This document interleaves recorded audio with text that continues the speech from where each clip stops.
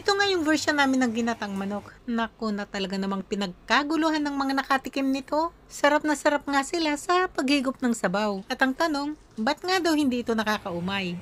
Kung paano nga ba namin ito niluto, ganito lang kadali.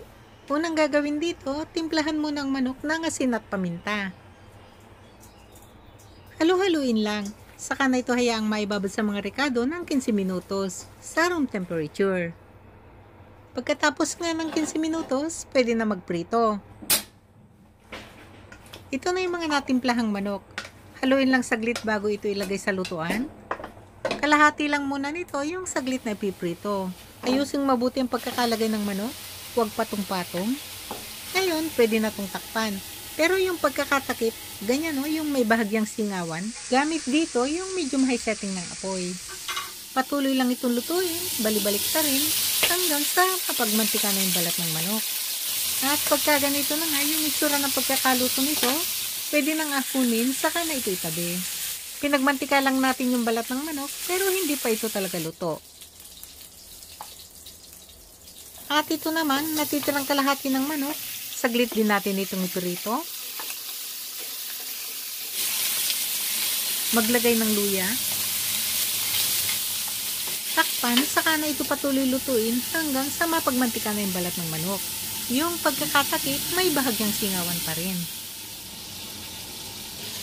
Yan, napagmantika na natin yung balat ng manok. Maglagay na ng bawang.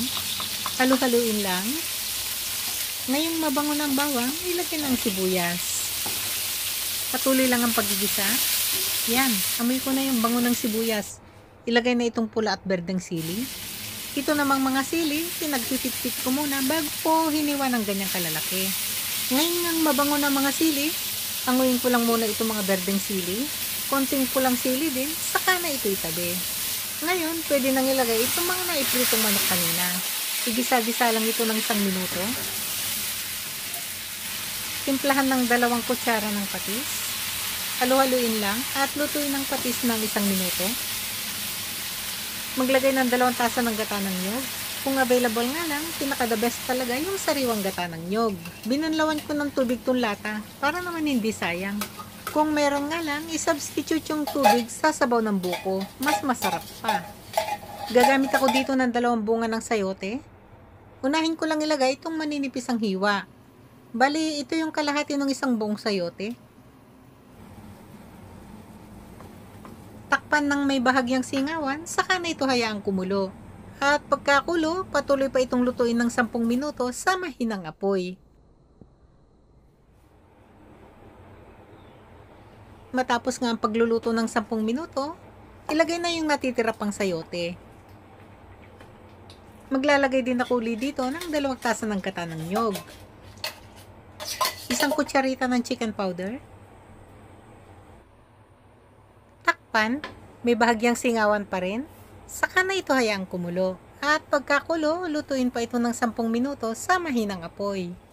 Mahalaga nga pala na sa pagluluto ng ginataan, dapat yung pagkakatakip nito may bahagyang singawan at niluluto talaga ito sa mahinang apoy. Para naman hindi lumabnaw yung lasa ng gata at mapanatili yung linamnam nito. Matapos nga ang 10 minuto, gusto ko na yung ganitong lambot ng sayote. Yung ganito na bahagyang malambot lang pero malutong pa pagkakainin. At ito namang mga sayote na manipis ang pagkakahiwa, liligisin ko lang lahat yan ng ganito. Pampalasa at pampalapot na rin sa sabaw.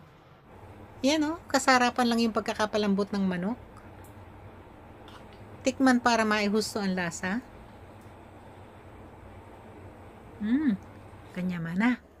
Mahalagang paalala nga pala na kung gustong ma-enjoy ang sarap ng ginatang sabaw at hindi ito nakakaumay, siguraduhin lang na huwag i-overcook ang gata.